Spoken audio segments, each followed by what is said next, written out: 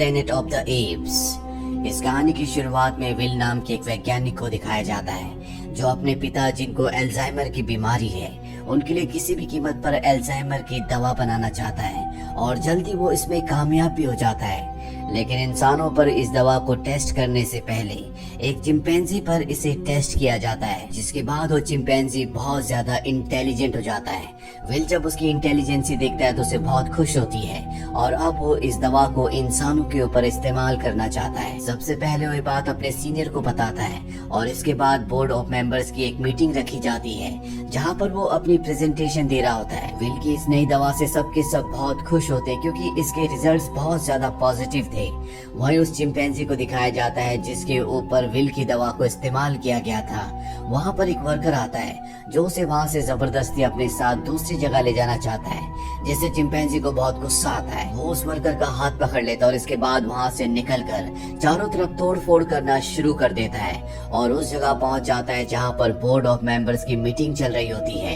यहाँ पर विल चाहकर भी उसे कंट्रोल नहीं कर पाता क्योंकि ये चिंपैंजी बहुत ज्यादा अग्रेसिव होता है, इसीलिए इस चिंपैंजी को गोली मारनी पड़ती है।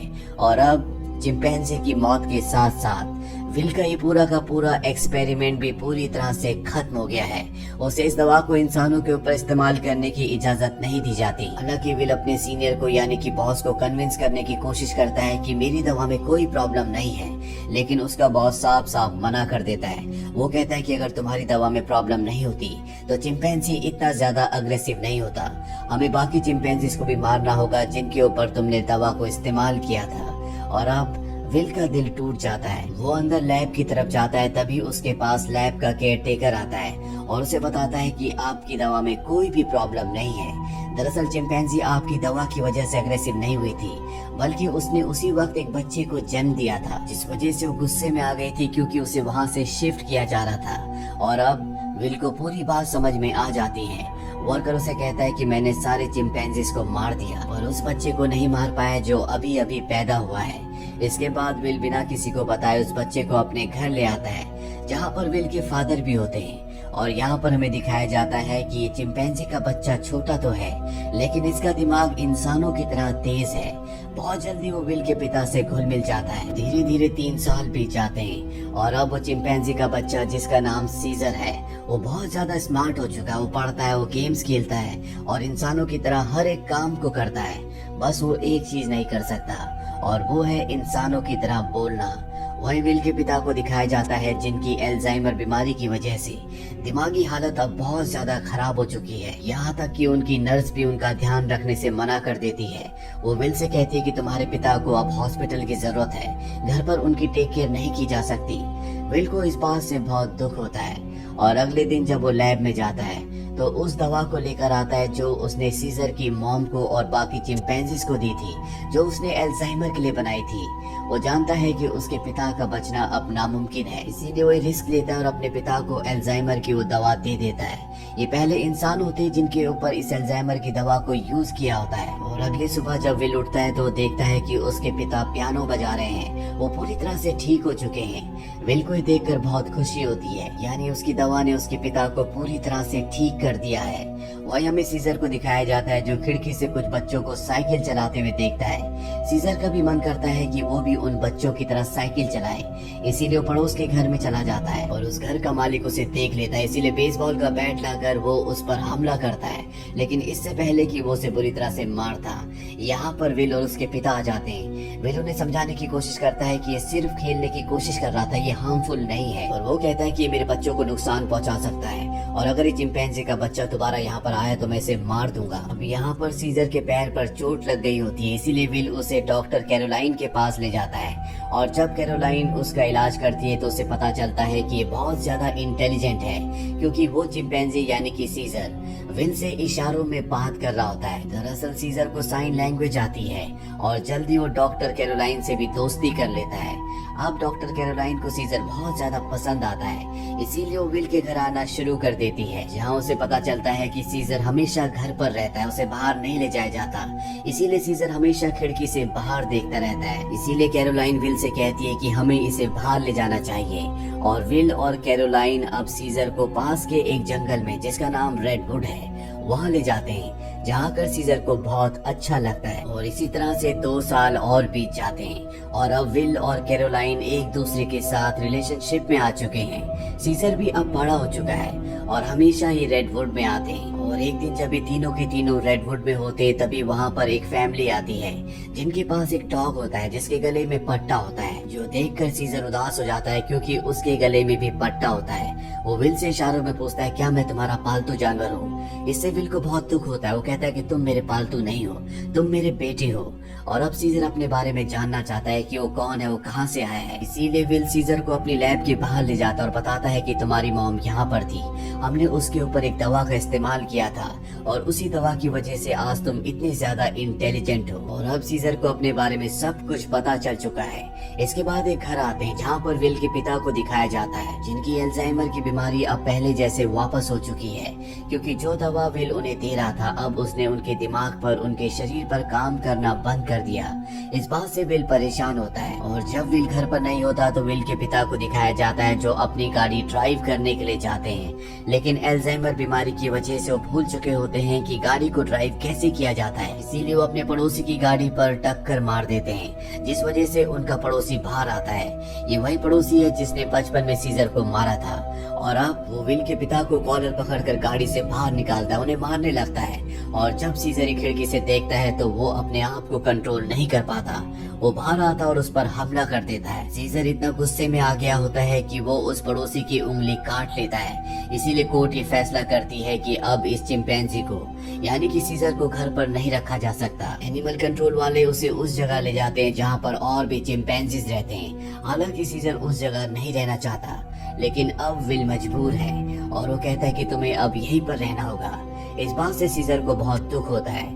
वही विल के पिता को दिखाया जाता है जो अब पूरी तरह से अल्जाइमर के एक बार फिर से पेशेंट बन चुके हैं और विल चाहता है कि वो पहले से भी ज्यादा स्ट्रॉन्ग दवा बनाए ताकि वो अपने पिता की बीमारी को हमेशा के लिए ठीक कर दे। और ये बात वो अपने बॉस को बताता है। वो बताता है कि वो दवा जो मैंने पहले बनाई थी, मैंने अपने पिता के ऊपर इस्तेमाल की थी, वो पूरी तरह से ठीक हो गए थे और वो दवा इतनी स्ट्रॉन्ग नहीं थी कि मेरे पिता की बीमारी को पूरी तरह से ठीक कर पाती और अब मैं स्ट्रॉन्ग दवा बनाना चाहता हूँ। उसका बॉस उसे इजाजत दे देता है और जल्दी विल दवा बना लेता है और अब उस दवा को एक चिंपैंजी के ऊपर इस्तेमाल करने की तैयारी की जाती है। और जब दवा को उसकी बॉडी में इंजेक्ट किया जा रहा होता है तभी एक पाइप निकल जाता है। वहाँ पर इनका एक कोवर्कर होता है जिसका नाम फ्रैंकलिन है। दवा की कुछ गैस उसकी नाक के अंदर चली जाती है क्योंकि उसने मास्क नहीं पहना होता और अब उस दवा को चिंपैंजी को दिया जाता है, जिसके बाद वो चिंपैंजी बहुत ज्यादा इंटेलिजेंट हो जाता है, यानी कि इनकी ये दवा भी कामयाब हो गई। इसके बाद विल और कैरोलाइन सीजर से मिलने के लिए जाते हैं जिससे बहुत ही छोटे पिंजरे के अंदर कैद किया होता है। यहाँ पर सीजर के हाथ में चोट भी लगी होती है जिससे विल को बहुत गुस्सा आता है और वहाँ के कर्मचारियों को धमकी देता है कि अगर तुमने इसके साथ कोई भी गलत सलूक किया तो मैं तुम्हारी इस जगह को बंद करवा दूंगा। हालांकि सीजर अब यहाँ से घर वापस जाना चाहता है, लेकिन विल उसे कहता है कि जब तक कोर्ट मुझे इजाजत नहीं देती मैं तुम्हें घर वापस नहीं ले जा सकता। विल यहाँ से चला जाता है और सीजर बहुत ज्यादा उदास हो जाता है। दरअसल वो विल से नाराज है क्योंकि विल उसे अपने साथ घर नहीं ले जा रहा। साथ ही दूसरे चिंपैंजीज उसे यहाँ पर परेशान भी करते हैं। विल जब अपने घर जाता है तो देखता है कि उसके पिता की हालत बहुत ज्यादा खराब है। वो उन्हें दवा देना चाहता है पर विल के पिता मना कर देते हैं। वो कहते हैं कि अब मेरा वक्त आ चुका है और इसके बाद विल के पिता की मृत्यु हो जाती है। विल अपने पिता की मृत्यु से पूरी तरह से टूट जाता है और अब सीजर के अलावा उसका कोई भी नहीं है। वो उसे अपना बेटा मानता है, इसीलिए बहुत सारे पैसे लेकर वो उस जगह जाता है जहाँ पर सीजर को कैद किया गया है। वहाँ का जो हेड होता है वो उसे बहुत सारे पैसे देता है और कहता है कि मैं सीजर को अपने साथ ले जाना चाहता हूँ। हालांकि वो मान जाता है पर सीजर दरवाजा बंद कर देता है क्योंकि अब वो विल के साथ नहीं जाना चाहता। वो विल से बहुत ज्यादा नाराज है। विल को लौटना पड़ता है।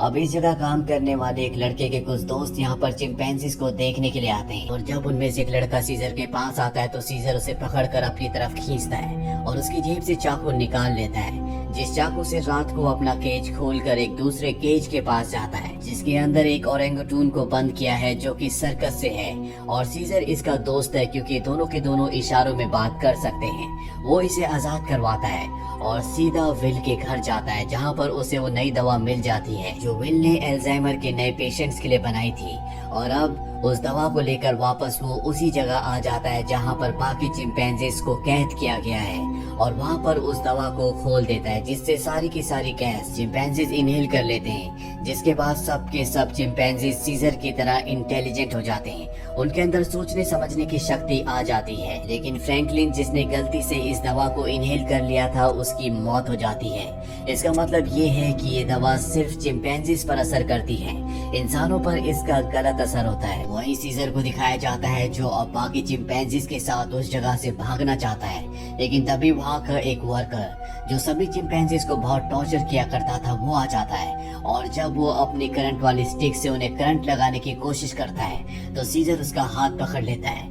वो कहता है कि अपने गंदे हाथ मुझसे दूर रखो, और यहाँ पर पहली बार सीजर बोलता है नो। इसके बाद सीजर पंच मारकर उसे वहीं पर गिरा देता है और बाकी सभी चिंपैंजीज को आजाद कर देता है। और वो वर्कर उठकर एक बार फिर से अपनी इलेक्ट्रिक स्टिक लेकर इनकी तरफ बढ़ता है, लेकिन सीजर उस पर पानी फेंक देता है, जिससे उसकी करंट लगने से मौत हो जाती है। इसके बाद सीजर सभी चिंपैंजीज को लेकर जू पहुंच जाता है। वहाँ के सभी चिंपैंजीज को ये आजाद करके अपनी टीम में शामिल कर लेते हैं, और अब इस सब के सब विल की लैब में पहुंच जाते हैं। वहाँ पर भी बहुत सारे चिंपैंजीज होते हैं, ये उन्हें भी आजाद कर देते हैं, और अब इन सब की एक टीम बन चुकी है और ये इंसानों के खिलाफ है। वही विल, जिसे सीजर की बहुत ज्यादा चिंता होती है, वो उस जगह कॉल करता है जहाँ पर सीजर को कैद कर रखा गया था, और उसका कॉल कोई रिसीव नहीं करता। इसीलिए वो कैरोलाइन के साथ वहाँ पर पहुँच जाता है, जहाँ पर एक जख्मी वर्कर होता है। वो उससे पूछता है कि यहाँ पर क्या हुआ।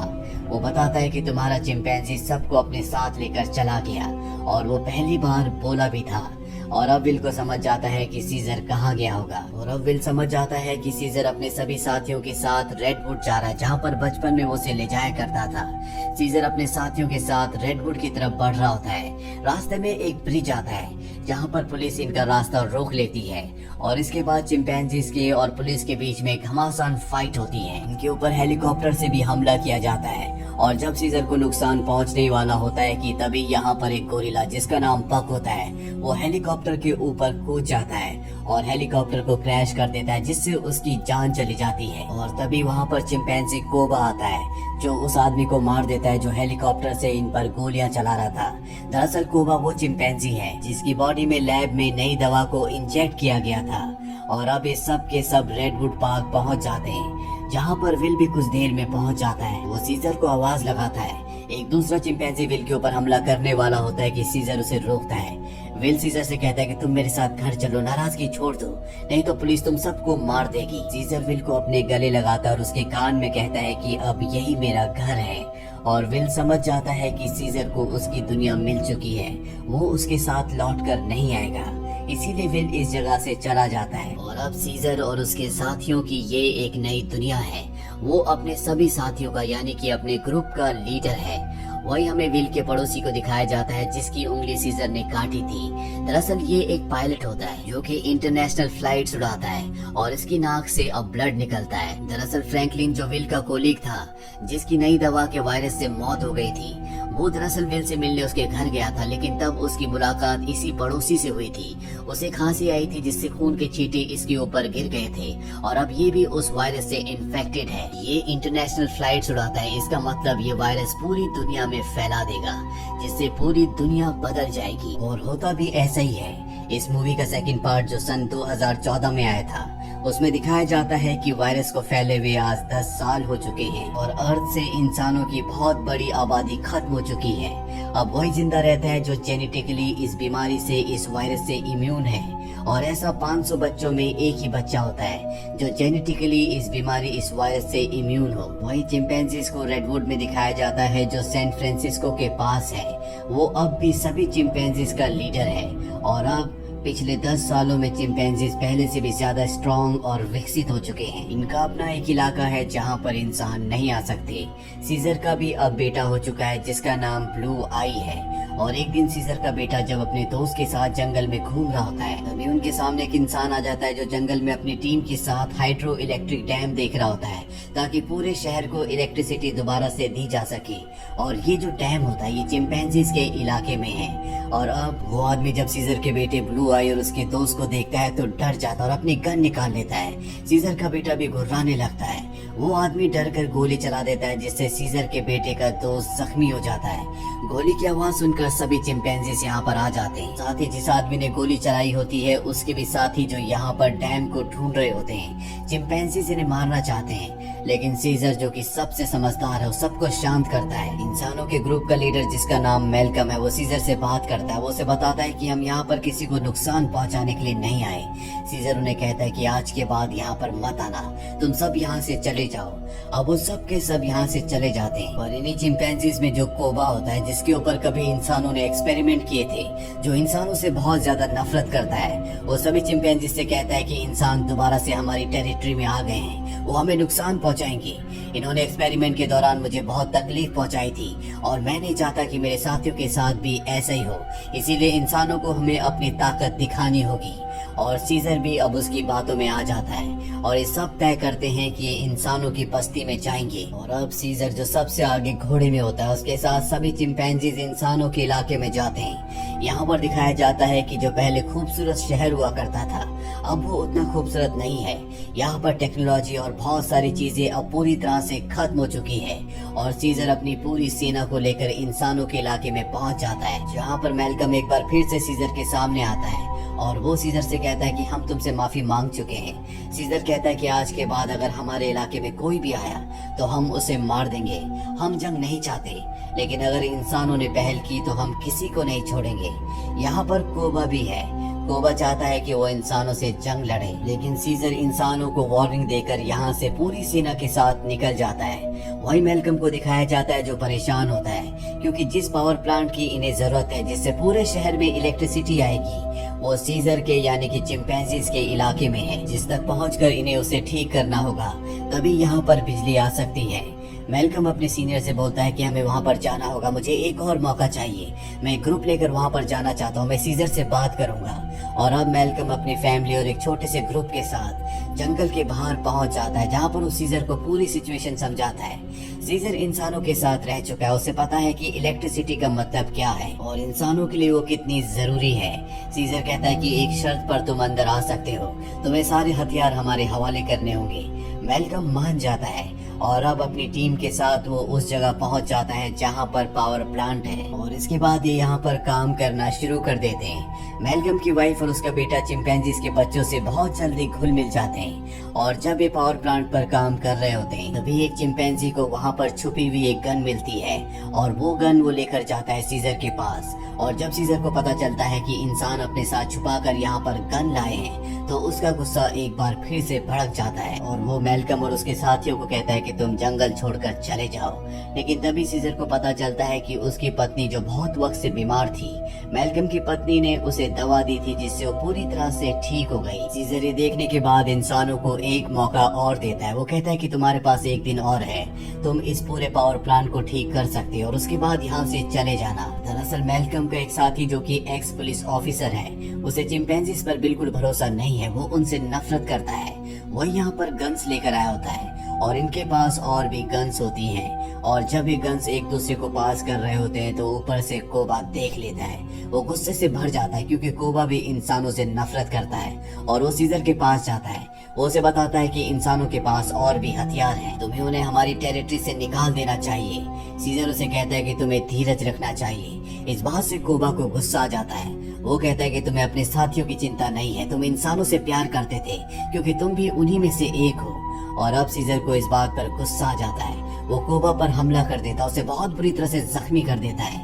कोबा यहाँ से सीधा उस जगह जाता है जहाँ पर इंसान और उनके हथियार हैं। वो वहाँ से इंसानों के हथियार लेता है और बहुत सारे इंसानों को मार देता है, और उन्हें मारने के बाद वापस वो अपने इलाके में आता है, यानी कि जंगल के अंदर, जहाँ पर वो कई घरों को आग लगा देता है। साथ ही वो सीजर को भी गोली मार देता है। सीजर वहीं झाड़ियों में गिर जाता है, और अब वो सब चिंपैंजीज के पास जाता है और कहता है कि इंसानों ने हमारे लीडर को यानी कि सीजर को मार दिया, वो हम पर हमला कर रहे हैं, हमें उन्हें सबक सिखाना होगा। दरअसल कोबा इंसानों के खिलाफ जंग का ऐलान कर देता है। साथ ही वो ये भी ऐलान करता है कि अब मैं तुम सबका लीडर हूँ।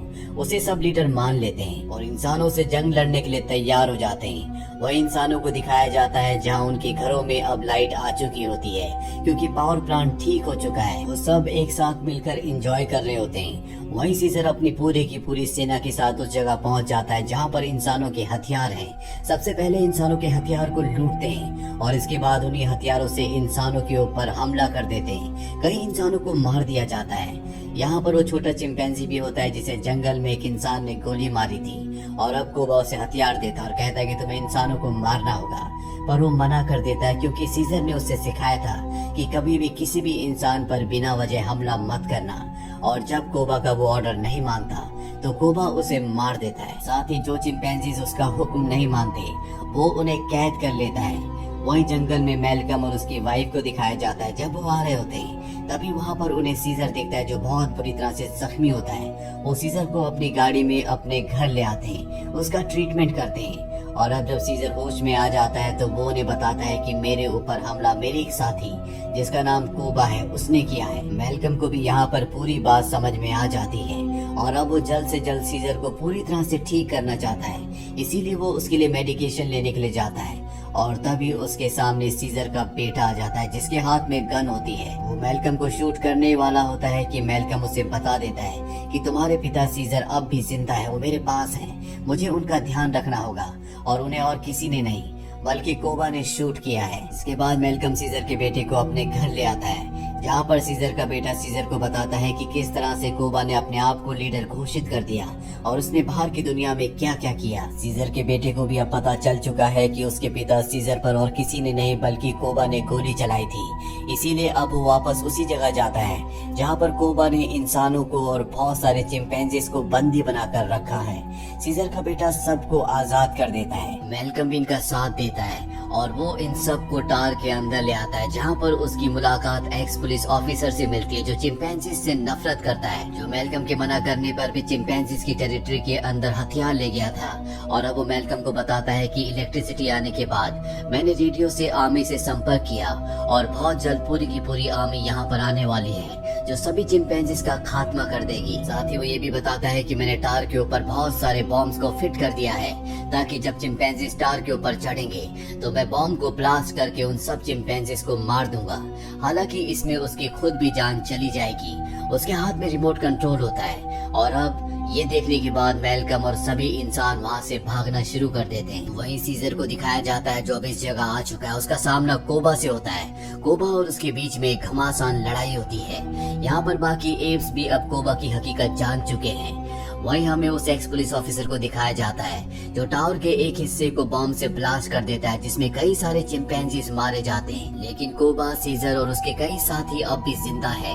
जब कोबा देखता है कि बहुत सारे चिंपैंजीज अब सीजर के पक्ष में है तो वो उन सब पर गोलियां चलाना शुरू कर देता है और सीजर उस पर हमला करता है और उसे बिल्डिंग से टार से नीचे धकेल देता है।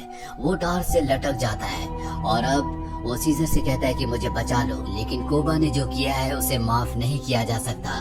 इसीलिए सीजर उसे वहाँ से नीचे गिरा देता है जिससे उसकी मौत हो जाती है।